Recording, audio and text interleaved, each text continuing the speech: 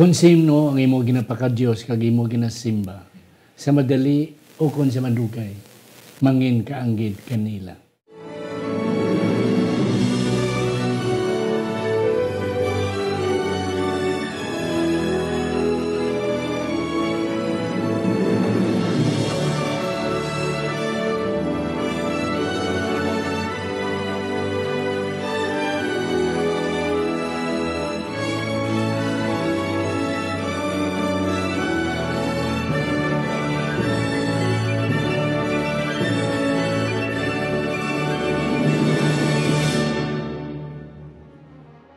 Ang pagtuon sa mong semanal na pag-usisa, pag-review, o kung pagtuon sa aton leksyon sa eskwela sa Batika.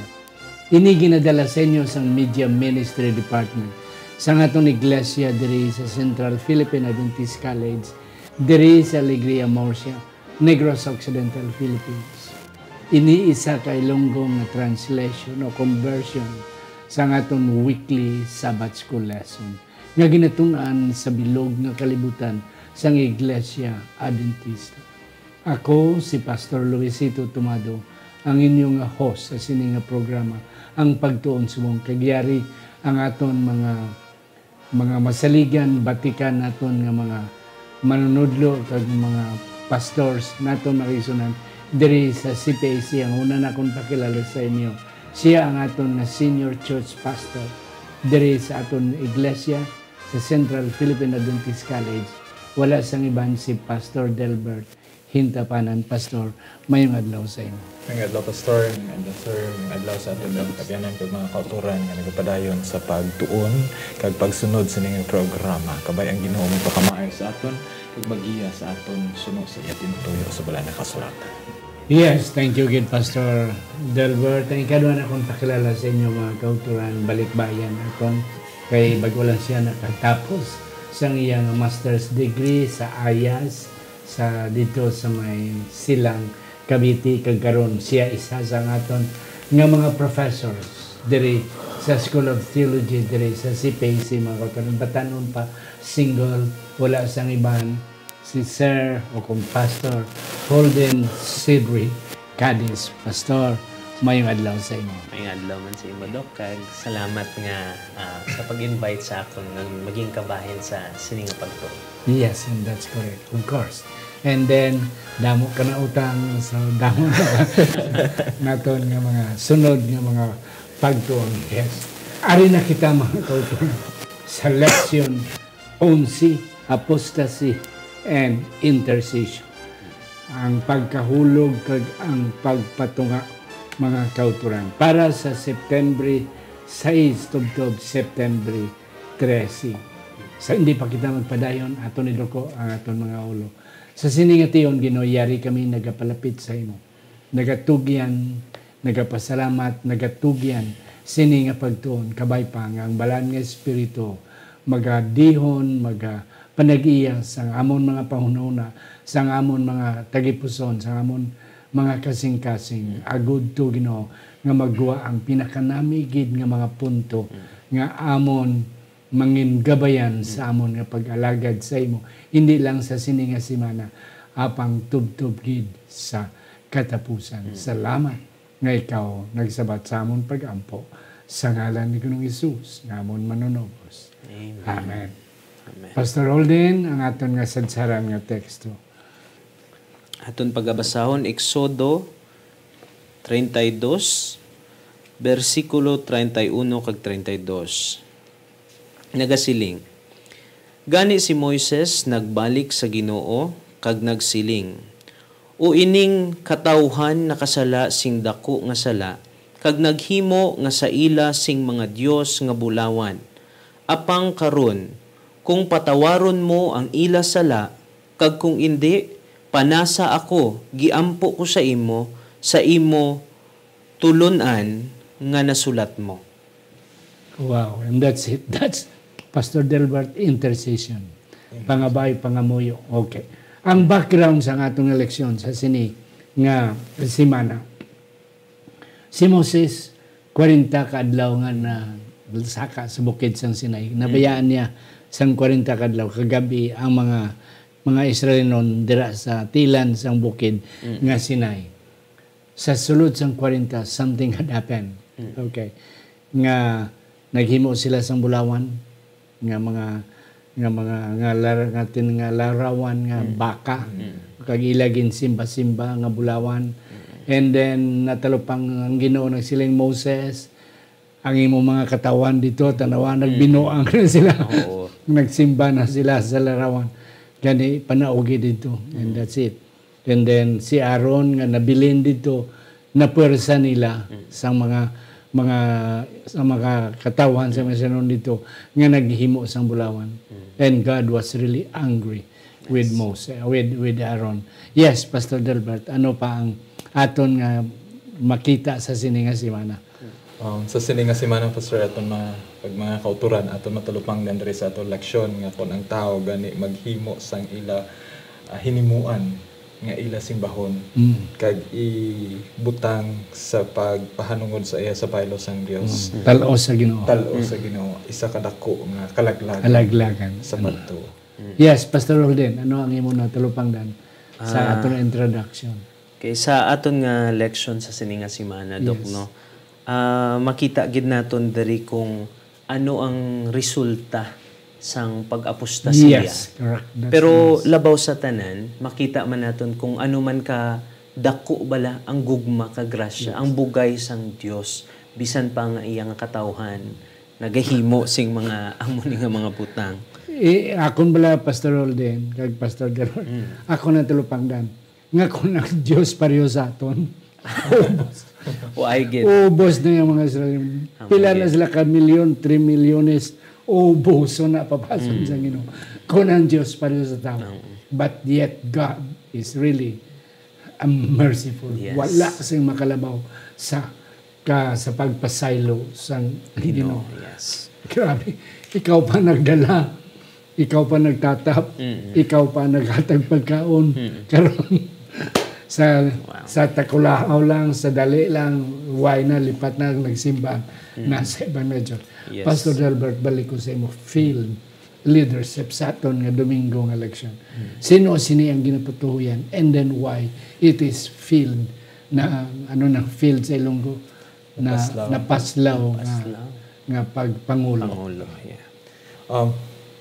Ini sa kabahin ni sa nasilina nato si Moses ato naglakad 40 na kadlaw. And then ang mga katawan sang Israel naanad sila guro nga may ara physical nga nagamanifestar sa tubangan. Kagamo ginailang nga ginahimo dito sa Ehipto. Sa Ehipto. Kaya ang mga Dios to sa Ehipto yara kasi ila tubangan mga estatwa mga dira. Yes. So naanad sila sa Ehipto kag bisan pa si Paraon ginasimba nila sa Ehipto bilang Dios. Nangita man sila sang makita nila nga Dios. Kag nagreklamo sila sa kay Aaron. Si Aaron, which is ang amos sa laligan man ni Moses, kag gintugyanan ni Moses ang leadership sang pagpangulo sa katawhan.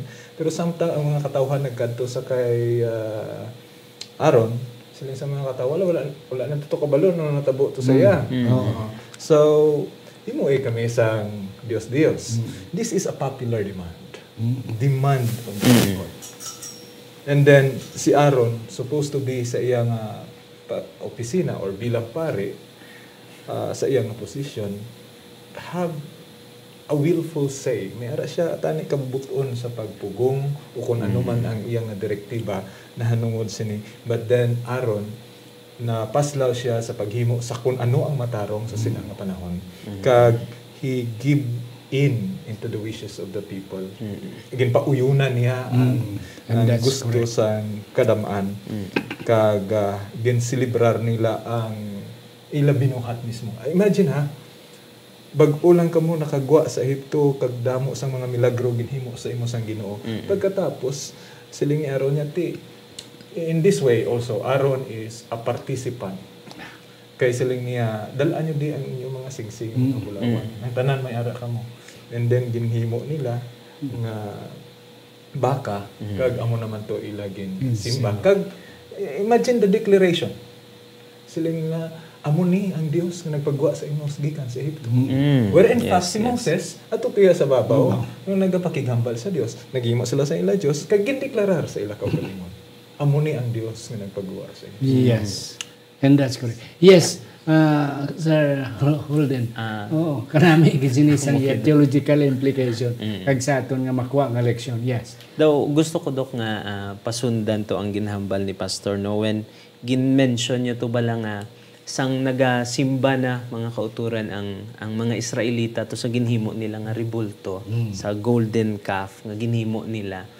Gindeklarar nila nga amo ini ang Dios nga nagluwas sa inyo. Oo. And it's it's something really to think about kay kung tan-awon mo before this okay sang Exodus sa 20 chapter 20 sang Exodus amo niyang opening gid sa Ginoo sa paghatag niya sa 10 commandments. Although wala pa to nasulat so pagdeklarar sang Ginoo sa 10 commandments amo giniya opening statement mo, I am the Lord your God who delivered you out of the land of Egypt and bondage. Yes. Though, sa akon, gintry ko dok nga insindihon bala sila. Nga nag-amo ni sila. But I think we should also focus that, like, humanly speaking, sila man, naghulat 40 naman kaadlaw mo. For 40 days at to sila to. Do, sobra na isa ka bulan nga gihinulat sila sa kay Moses. Why na nagbalik? Amo gani nga kung basahon yung mga kauturan, makita nyo dito nga hinang naghambal ang mga kauturan dok, pastor nga hambal na why natakabalo ano to natabo sa kay Moses. Patay na to. O basi patay na to. So humanly lang gid no kung nagadepende lang gid kita sa aton kaugalingon kag sa aton paminsaron lang bala maabot gid kita sa punto nga hindi ta makita ang pamaagi sang Dios. Nga amo ni mag-apostasiya kita kay hindi ta na kaya paminsaron paano to nabuhi si Moses to 40 ka adlaw wala man to makaon to sa babaw ka bukid so amo na dok ang nakita and that's correct, that's it. Ang akon man nga nakita sina nga eksena si Aaron gintuginan he was being delegated Aaron magulang Aaron kay si Aaron magulang kay Moses masaka ko sa bukid gintawag ko sang Ginoo, take charge. Yes. Ang akon nga punto, nga hindi tani siya, magtindog siya. Because Moses, nakita yan ang iyang manghod, nga nagatindog bisan ano nga presyo. Kag ilan na experience yan dito sa tubangan ni Paraon, nga they are being pressured, they are being bullied by pero wala gid sila nag-atras, why gid sila nag-step backward. Padayon gid sila pero kapadayon man total class gid at tubangay gid sila yet naman dinalagon sila. Hamo man na sa aton leadership sa simbahan sometimes ma-pressure kita just to please people sa kadam-an ti demand majority nimo ti amo na siya ti sa aton nga congress sa aton nga political situation sa Pilipinas, majority wins. Amo na si Aaron nagkuhan. That's why God was very angry. Na ako na dumduman na Pastor Delbert and Pastor Holden, dumduman ko ang statement ni Mrs. White. The greatest want of the world is the want of men. Men who will not be bought nor sold. Men who will stand for the right. Do the heavens fall. Bahala madagdag ang kalibutan. Men who will point to the needle as to the pole. Yeah. And that's it. Yes, Pastor, sa Monday, idolatry and evil. The result of that. Okay. So, muna ni ang resulta, Pastor, no? So, ganit din simba na to nila ang larawan. May mga dinalan diri sa Biblia, no? For example, sa Psalms 115 verses 4 to 8, Psalms 135, 15 to 18, and most especially Isaiah chapter 44 verses 9 to 10. Pero ang isa ko di ka gintalupangod nga dinalan sa mga kalabanan sila niya, their God is made up of silver and gold. Ang ila Diyos himo sa mulawan o kun sa pilak. Pero ang ako na mulalungan sa pagkakaron sa aton moderno nga panahon, hindi na kay himo sa bulawan kag pilak. Kundi ang bulawan kag pilak amuya ang aton ginaalagad sa pagkakaron. Nangin Dios naton. Hindi lang kay ginhimo, kundi ang bulawan na kag pilak amunaya ang aton ginasimba ka ginalagad. So this is to celebrate human achievements sa baylo sang sa Dios. Gani naanad sila gurong sa Ehipto nga ti may ato to Dios nga baka nga amo si Ipes or si Apis o kun amo sa si Hator imahen sang baka. So ginsimba nila. Pero suma total pastor sa akon lang is ginhimo man to nila mo. Ginpanami-nami pagin kag gindeklarar nga ilang nga Dios. Dios. So it is a human achievement nga aton. Kag I think this is what the world demands today. You need to achieve para maka-income ka, para may kwarta ka, para kilalahon ka. And that's, I think, amo na yung priorities ang kalibutan sa pagkakaroon nga wala na gatalupangod sang Ginoo nga may ara nga amo gid ang makaluwas sa ato. Before na ko nihatag, kasalamat Pastor Adolfo. Before na ko nihatag sa mga ako ng talupangdan diri, inablang word nga replacement. Talos. Oo. So, naghimo sila sang baka-baka. Okay, kailagin simba. Okay. Talos sang sa real nga Dios. Kag na silang declare sila, amo ni siya ang nagpagwa sa imo. Sa imo ginambal kay na.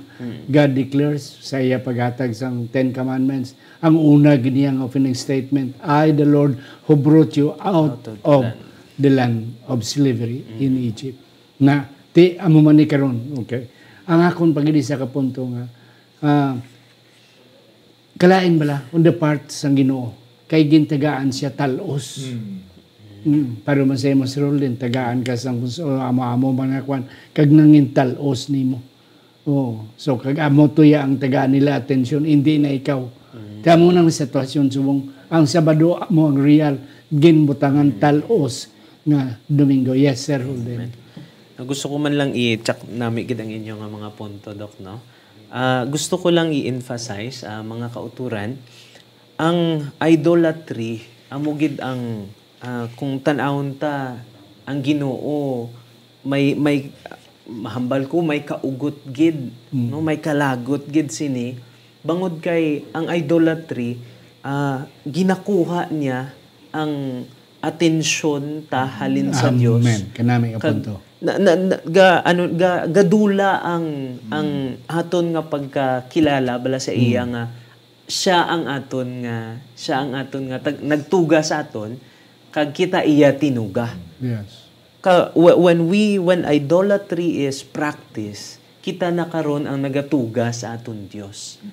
Nadula na nga kita tinuga, nadula ang aton dependence, amo tong hambal ni pastor nga naga-rely sa buhat sa tawo.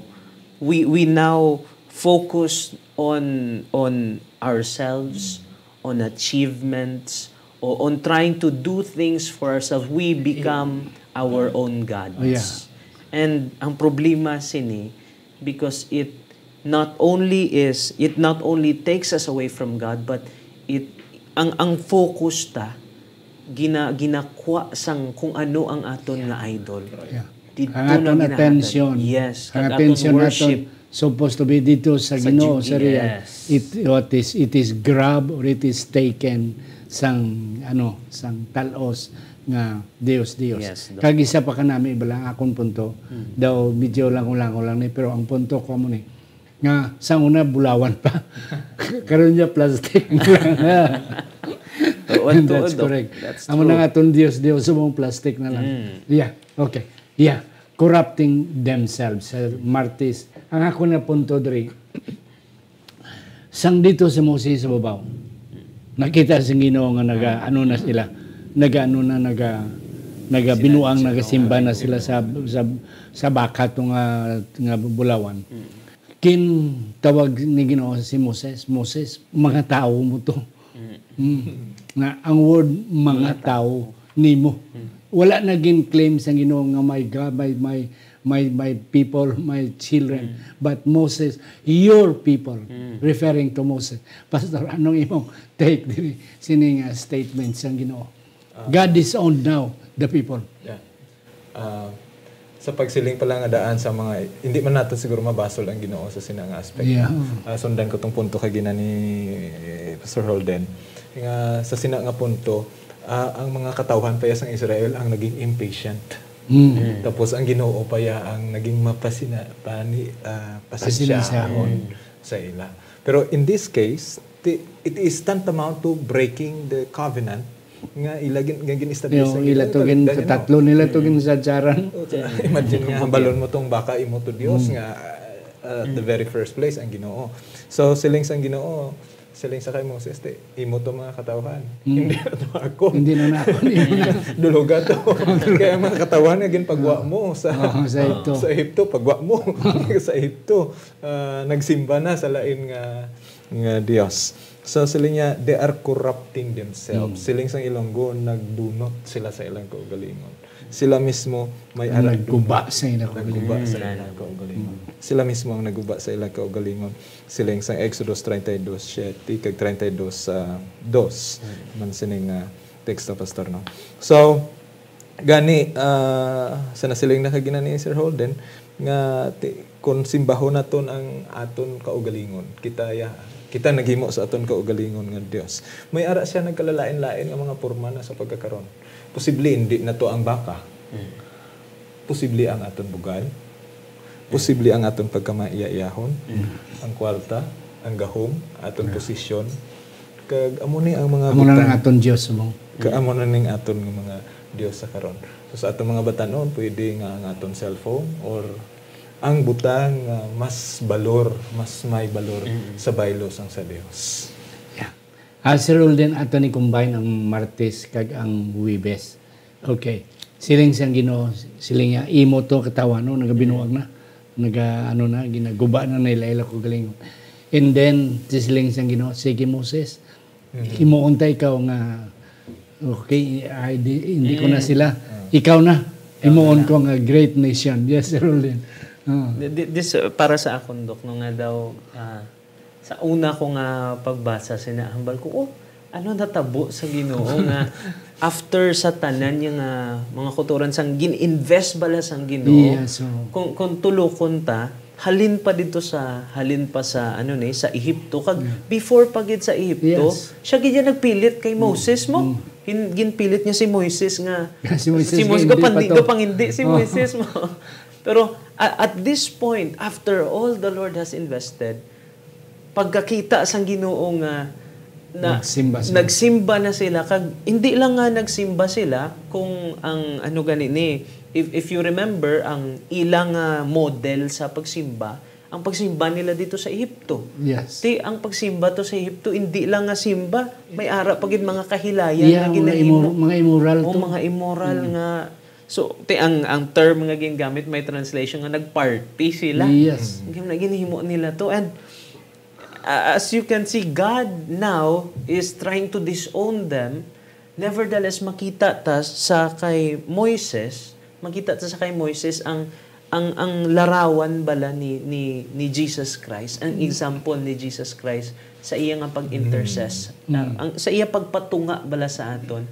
Nga naghambal ang Ginoo nga, Moises, imo mga tawo, hambal ni Moses, hindi Ginoo, imo nga mga tawo, kag ano ang hambalon sa mga nagatanaw, nagatulok. Ay ba nga nasyon na nila pagtanaw. Gindala mo lang kami diri para bayaan mo lang. Pero makita mo si Moises ang paano siya nakita niya. I believe nga si Moises na-change man ang iya nga perspective sa nakita niya nga kung kinunsa bala bala sang Ginoo pagkuha, how persistent was God sa iya nga pag-save sa mga Israelites, that by this time sa siningation naintindihan niya na ang Ginoo nga hambal siya hindi Ginoo imo na nga tawo kag kung ginsulayan niya pagani ang Ginoo. Naku, hindi na sila pagluwason. Ako, hindi na lang man ko pagluwas, Kaya naghambal, nag-offer ang Ginoo nga, ikaw na lang. Pero daw nakilala na gid ni Moses ang Ginoo, ni Moises nga, I can trust God nga kung bisan amo ni hambal ko, Lord, hindi ka amo ni, luwason mo, kung hindi mo sila luwason, hindi na lang ko pag-apila. And later on, makita tagid man that God made true to His promise. Thousands of years later, bagin fulfill ni sang Ginoo ang request ni Moses na he redeemed not only the Israelites but now even the whole world through Jesus Christ. Amen kanami. Ginoo, isang Ginoo. Moses, di ikaw na bahala sila da. Okay. Kag pagkamayuhon ta ka, himuon ta ka maayo dako nga nasyon. Ikaw na bahala sila. But Moses kanami kay wala gina-accept ni Moses. Dina nga challenge. Bao, ako gali mahimo na sa dako nga nasyon. Thank you Lord. Pastor Radolfo. So sa observation ko ni Pastor, no, dari ko makita ang na-failure si Aaron sa leadership. Nag-give way siya sa kabubuton sa kadamhan. Pero si Moses din nag-stand firm with his people before the Lord. And he pleaded before the Lord. Yeah. So Moses as a leader right here, ginangkon niya, kag ayo niya gid ang Ginoo. Imagine sinong ginayo iya. Ang Ginoo for the sake of his people. So where Aaron failed, Moses here demonstrated the success. Yes. In another thing, the pastor, is si Moses, he breaks the container of the commandments. Ginbreak niya ang ginbukaya tungod sa iyaman nga kakig. Hindi man naton mabasol ang Ginoo kung maakig ang tungod gin-disown niya na gani tungod kay diin niya gindala ang katawan sang Israel siling sang Exodus 19:4 in his presence. But in his presence dira ka man masimba sa iban kay gideklarar ara ang tubangan ng Ginoo. Harap-harapan. Muna bala ara nobya mo ara asawa mo dito kay anaw sa biyak. Nga babae do kalaway gid niya. So this is the background nga may kaakig ang Ginoo kag may kaakig si Moses. But nevertheless, as I've told you, Moses break the container, but the people break the content of the commandments, ang covenant nila. So tani sa aton mga katawhan, the outside part of the law, we're not so concerned of that. Pero ang content, ang kabugusan, kalibuton nga pagpakigsaad sa Ginoo. Yeah. Kadto kita sa Biyernes, when asa may Thursday, when nagkikita pa nun kamay lang kayo. Siling isang ni Moses, Ginoo. Kung hindi mo sila mapasaylo, patya na lang ko. Para lang sa ila. No.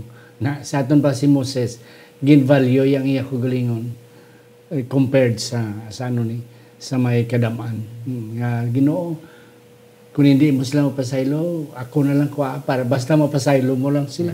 Kanami nga kwansang leader, no? Yes. And then Moses was a type of Christ. Replica, an image of Christ kung ano ginhimo sang Ginoo sa aton nga for the sake of us, siya ang nagpakamatay. Si Moses willing in behalf of the people. Yes.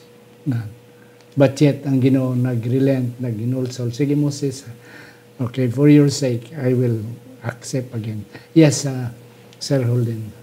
Siguro Doc no may hindi gid man nga ara ni sa lesson pero I want to bring this out. Yes. Na ang aton nga Dios God deals with us like a loving father gid yan. Ang kung kisa ang pagtulok ta sa Ginoo daw he's like a stern God. Daw hindi gid maliso ang Ginoo bala sa aton nga mga ginaagyan, sa aton na batyagan, hindi daw wala gid concern bala nga sundon mo lang gid kuya. Mo lang gid importante. But you can see how God deals with Israel, with the Israelite, nga daw amay, nga despite the fact nga amo na ginhimo nila, naakig man siya, may consequence gid man nga natabo. Nevertheless, amay lang yapon siya. Amay lang sa gyapon. Kag pag ayo ni Moses, nag-ayo si Moses, how do I say it? Kinpagbigyan gid gyapon sang Ginoo. Sir Holden, way pa ka asawa, way pa ka anak. Kami ni Pastor mga kabataan.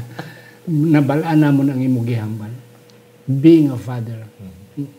Bisan ano ka tunto sa bata mo, bisan ano pa, i-disown ka sa bata mo. Pwede siya, nga hindi ka niya kilalahon ng amay. Pero ang amay, hindi makahimo, nga hindi kabatas, nga hindi niya kilalahon ang iyang anak. Pastor Delbert. In the area of leadership, ang pastor, no, lesson for me as a leader and sa atong mga kauturan sa iglesia, Moses bear the sins of his people before the Lord. Again, dala niya ang sala sa iyang mga katawan sa Ginoo. So, kita ba as leaders of the churches, willing pa ba ta nga indalon ang kunon ang sala sang aton mga katawan sa Ginoo agud maangkon naton ang kapatawaran. Ay, yes. Mga kauturan, way nakita panahon, sorry lang gid kadamo pagitan sang amon nga ihatag sa inyo apang kami nagatuo ni Pastor Holden, ni Pastor Delbert, nga amon nahatag ang pinakamanami. Though if not everything, but ang pinakanami nga, that would be enough for us to enjoy our discussion sa karon nga Sabado, kag i-share naton sa iban nga mga katawan. Mga lang ko kay Sir Pastor Delbert, imo last take, Pastor, and then short na point, Pastor Holden. Ang pagkahulog sa pagtuo mga kauturan aton lamang kinaugalingon nga hinimuan. Gani pabilin ta sa Ginoo kag dal-o naton ang aton kaugalingon ipresentar naton pangayoon ang kapatawaran sa Ginoo. Kag kun kita man magpangamuyo sa Ginoo, may ara dalag ko espirituhanon nga butang nga mahanabo para sa atin. Amen. Sir Holden. Hindi ko man mag-quote ang word sa Hebreo, pero ang ideya nga mayara kita buhi nga intercessor, tagapatunga nga yara sa langit nga amo si Kristo Jesus. Yeah. Mga kauturan, nagsimba ang mga katawan sa Israel sa Dios. Kung aton man, ikwaon ang aton attention sa Ginoo, mga kauturan, hindi ginmalipay ang Dios. Bisan, yeah, and that's it. Basi, bala, a day will come, nga disown man tayo sa Ginoo. But I am sure, despite kano kadako sa aton nga sala, ang ginuwara lang gyapon. Pero mga kauturan, hindi ta magsiling sa kapatawaran nga ginatag sa Ginoo sa aton. Siya ara, pero basi bala, hindi na kita mabuhi pa. Oh, sinang panahon nga, wala pa ta kapanumbalik, wala na kita mga kauturan sa kalibutan. And that's the danger right there. Sa hindi pa si Pastor Delbert, ako na naipasalamatan si Mark and Meryl Mendoza, Helen Gentos Barbasa, Ladel Labalangascon, Marlubel Heruta Lorin, Pastor Phil and Marlene Peregrino, Antipas Piedad, Alex Pedero and Ma'am Gina Federo Ilumer, Jimmy Trino and Anile Trino Perdido, Iboy and Jessica Malabanan, Johan and Myla Susana, Jet and Susan Caro, Dr. Norvin and Ma'am Rosalina Hibieso, Elder Herbert and Ma'am Evelyn Tamoni, Dr. Erwin and Dr. Rhoda Hardinico, Luciano John Joligi, Goldie Joligi Jr. and Fee and Ido Vandes. Ang Diyos magapakamayo sa inyo amon mga sponsors. Yes, Pastor. May gugmaon kag dalang panamon ng Dios. Ginapasalamatan ka sa imong mga pulong sa pagpalumdum sa amon mga kaugalingon o Ginoo. Akong kaisa may mga prioridad kami sa amon kaugalingon nga ginatagaan namon sang labi nga ipagtalupangod kaysang sa imo. Nangin Dios sila namon o Ginoo. Tuguti kami o Ginoo nga magmuklat siniya kaimtangan kag amon sila makilala, amon sila masikway. Kag niyan magapalapit kami sa imo kag magapangayo sang kapatawaran kag ikaw ang mabinugayon nga Dios nga magabaton sa amon. Nga maangko namon ang kapatawaran kaupod sa amon mga katawhan kag niyan ikaw magpasag-uli sa amon sa imo mahigugmaon nga presensya. Ini amon ginasigahom amon mabaton sa gahalan kag gahom ni Ginoong Hesus. Amen.